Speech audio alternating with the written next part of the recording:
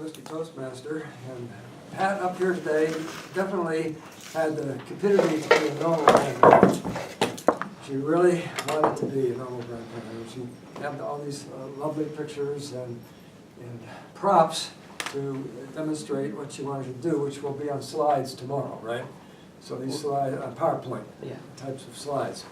So we had to kind of imagine these being in PowerPoint slides, and actually there were a few times when she pointed to the invisible PowerPoint slide, which she will be using tomorrow, and I thought that was effective. Before I go any further, I should simply say that this is a dramatic talk out of the Entertaining Speaker Manual, where the speaker is to entertain the audience with a 5 to 7 minute dramatic speech. The speech material is to be drawn from the speaker's personal experience or imagination. The speaker should not act out the incident, but rather interpret it for the audience using narration and dialogue. Certainly it sounds like Pat had a lot of personal experience involved here, and she handled it well. And she met the obligations of the dramatic talk. And I put individual notes as far as the answers to the specific questions on here, but I want to address this more as to what she's going to have to deal with tomorrow as the TED Talk.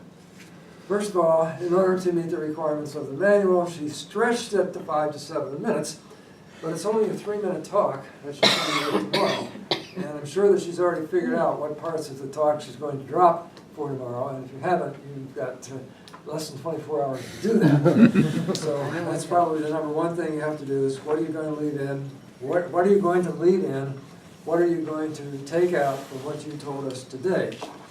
You started off with a nice smile. I thought that's effective. You're going to be in this big auditorium. It's on the Irvine Auditorium. Is it down there at MIIS? It's a pretty big place.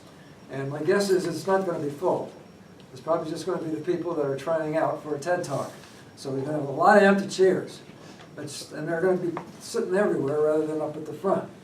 But I thought that it was good that you started off with a nice smile, and that's a good way to get the audience attention. And then you had a fumble.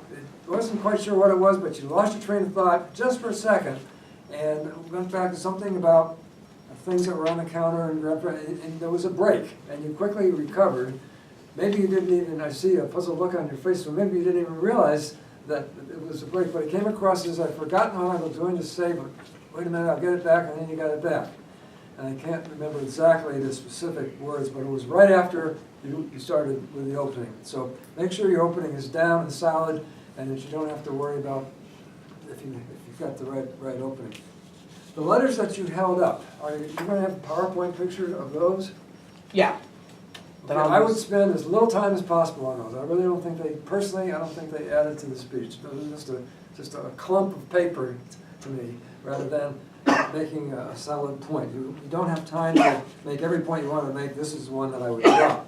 The examples you had of the individuals up here on the screen and what they said and got through to your website and so forth, those were dynamic. Those were really powerful. Those were the ones that people were going to listen to, and that's what I would use.